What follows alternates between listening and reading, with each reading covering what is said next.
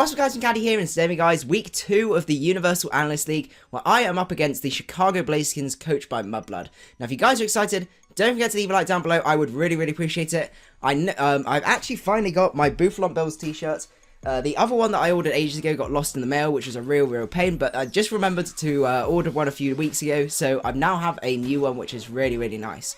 So what we're going to do, as always, is we're going to run through what he's got in his draft, what the team builder is, and then finally go on to the replay from there. So he has got a very spooky draft of Hawlucha, Sneasel, Espeon, Manaphy, and you guys know how much I love Manaphy, especially from the D-League, Shaymin, Arcanine, a fantastic Fire Water Grass core, Mandibuzz, Claydol, Sylveon, Mega-Aggron, and Eelektross. So a very super spooky squad that I must admit I'm a little bit scared of playing some of this, especially things like Hawlucha and that sort of stuff. So I had to make sure to try and sort of prep as much as I can. I must admit though, I'm still getting used to the draft. Like, I deliberately drafted a very offensive team because it's a playstyle I want to learn in League format.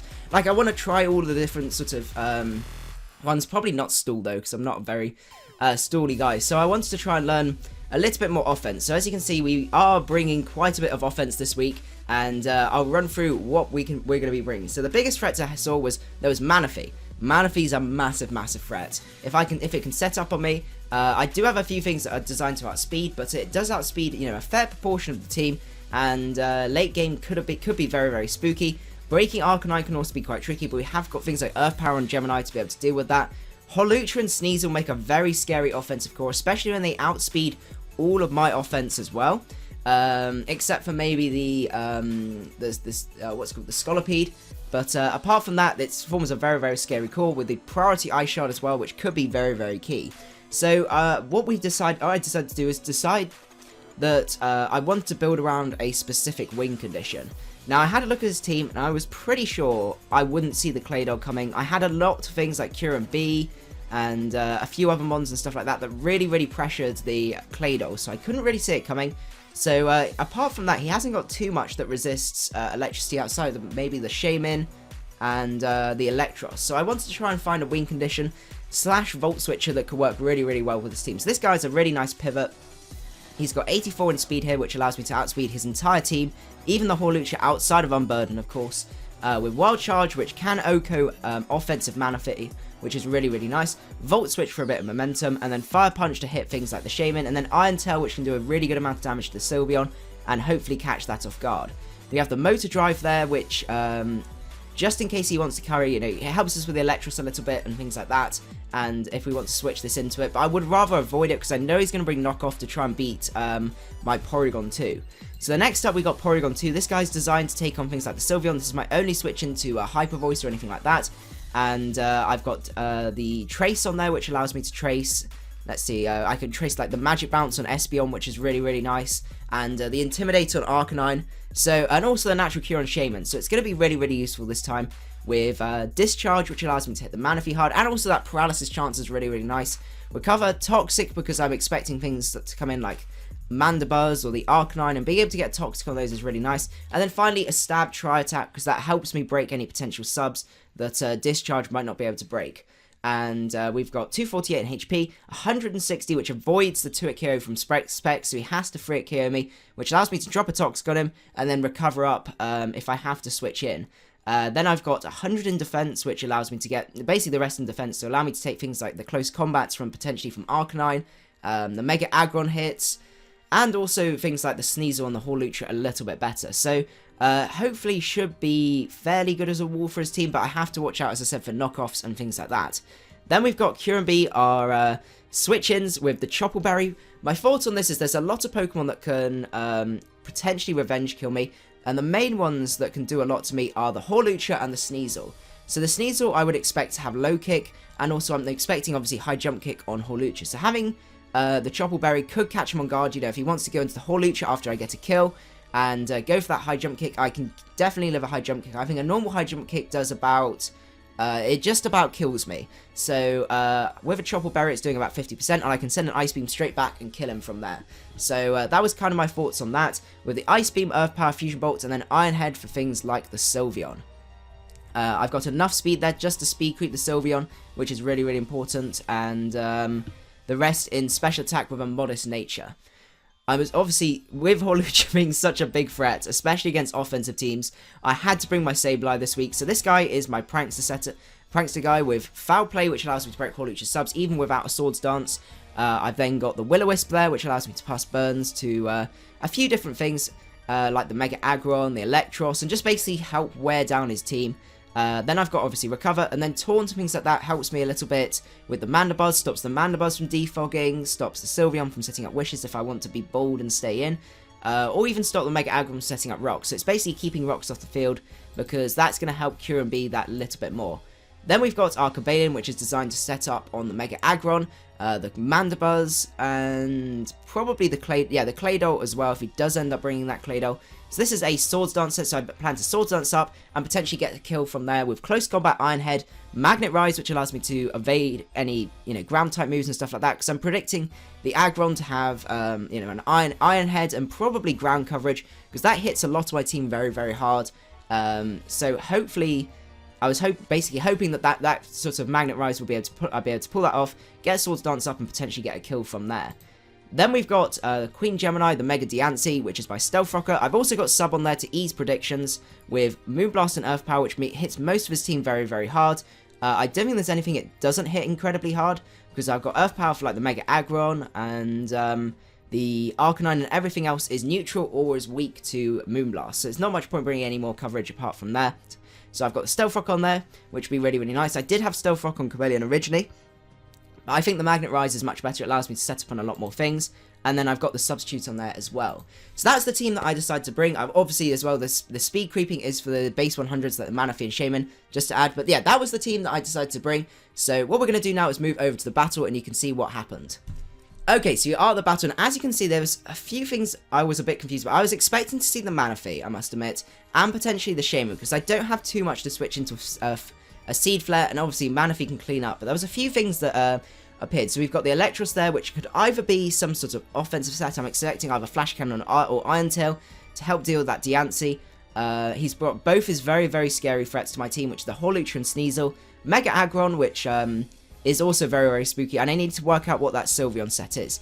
The biggest question as well is whether that Arcanine is defensive or if it's offensive. At this point, I was leaning towards it being more defensive, just looking at his team, forming a sort of defensive core with the Sylveon. But I wasn't too sure from there. So I wasn't sure who he was going to lead off with. He could have led off with maybe the Aggron or the Sylveon. So I wanted to lead off with a Pokemon that I could potentially get a huge hit off. Or I could just Volt Switch out. So I wanted to go into my Electrify just to potentially get some momentum and scout out who he's going to lead off with.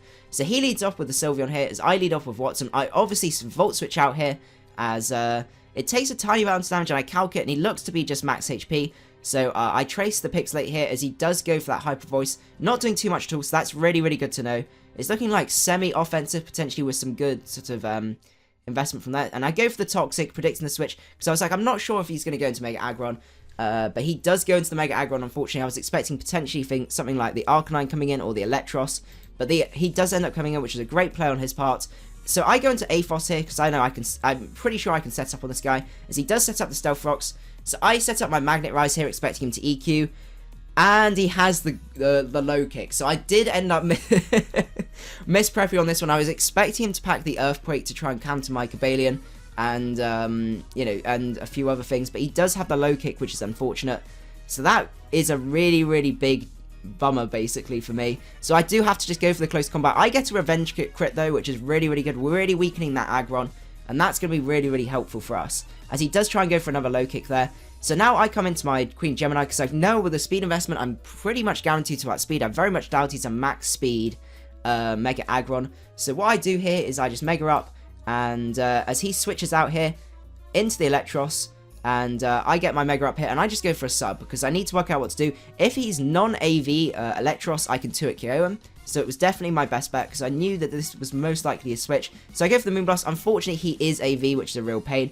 So I do have to try and find a switch here if I need to. But I do decide to be bold here, and I do stay in, because I'm predicting him to knock off here, predicting me to go into my Porygon. So I set up my rocks here. As he goes to knock off, so that was a really nice prediction. We get our rocks up basically for free there. So I do switch out here and go into my Sableye, because I know I can either burn this if I want to, or do some, some really nice damage from there.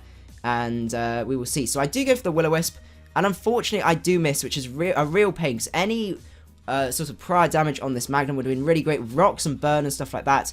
It would mean that the Mega Diancie wouldn't have to deal with it anymore, because after that I might be able to kill. Looking at, let's see, how much did I do in the Moonblast? Yeah, I had the potential to kill there next time he came in after the burn damage and all of that sort of stuff.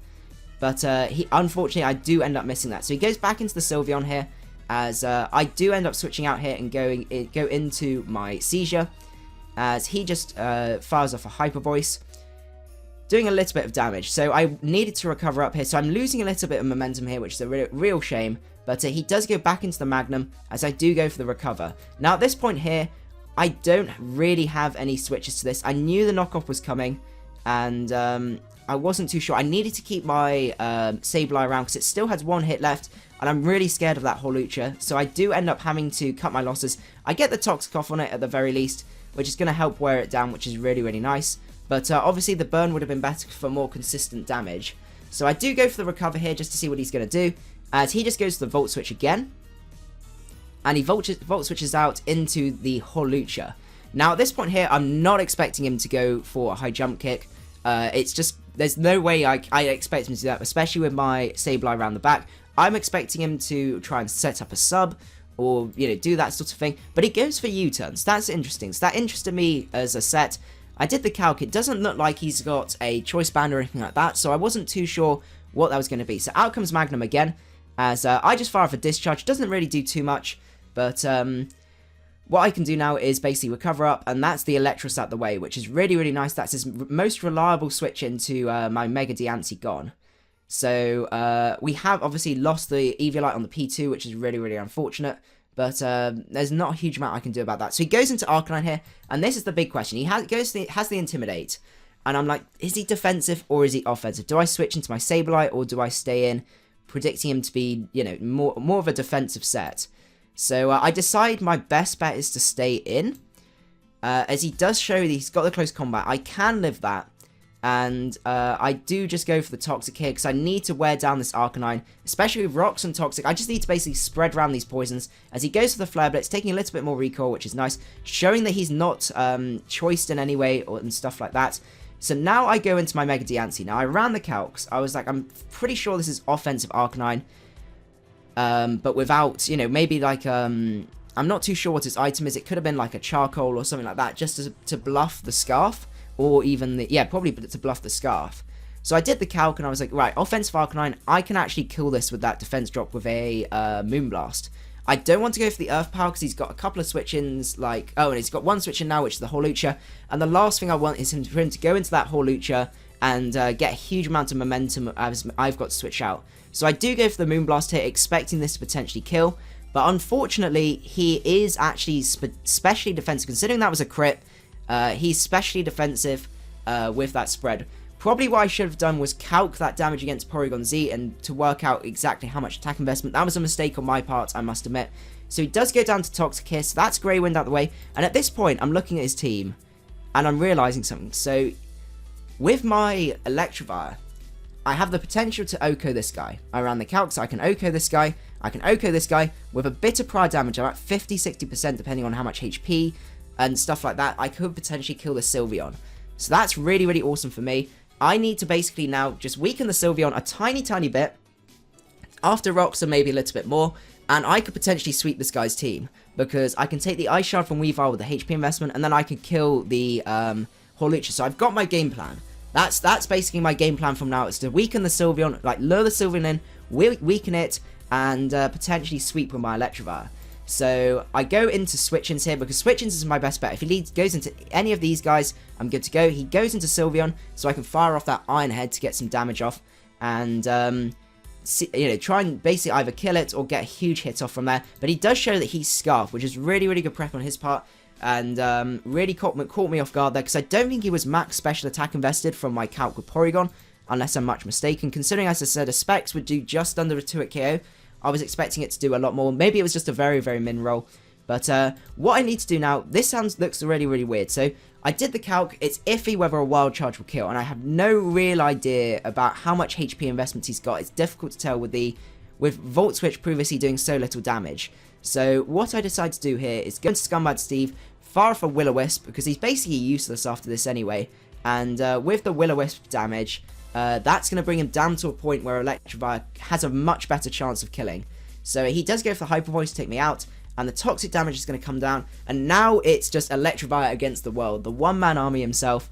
So I come in, Wild Charge, I kill the Sylveon. That's really, really good news. Then out comes the M.Aggron, and he's looking very, very low, and I'm pretty sure from here, well, there's no reason for me not to click Wild Charge because I'm choice locked. I'm going to click it. I have a, fairly good chance to kill from what I can see, and unfortunately he lives on 1%, so he goes to the low kick, and he brings me down very, very low, which is really, really bad news, because that now brings me down to an Ice Shard range with the Sneasel, and that's very bad. But I have calced it, I have enough HP left to take out the Hawlucha still, so I've got, I either take out the Hawlucha or the Sneasel and then die to my recall the next turn, and if basically it's a 0-0, I still win, because I still kill them first, and then I die to recall from there. So I go for the Wild Charge, that extra damage being really, really bad for me, and out comes the Hawlucha, which was really, really surprising to me. He then told me that the Sneasel actually hadn't got Ice Shard. So I was like, oh, I might be able to win this from here.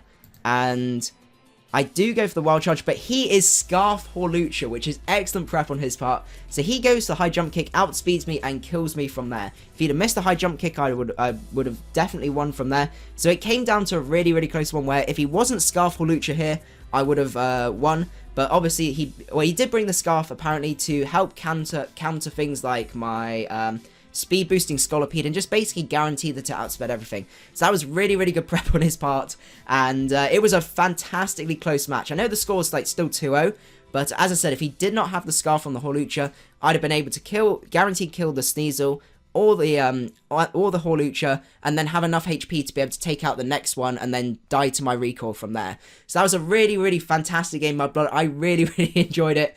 It was really close, I must admit, and just a really, really fun game in general. So I had a really good time. Hope you guys enjoyed the battle as much as I did. It was very, very close, very down to the wire. I'm still learning in terms of how to play this team very offensively, but I'm getting better at, identify the win condition, engineer the situations to get there so you can potentially sweep from there.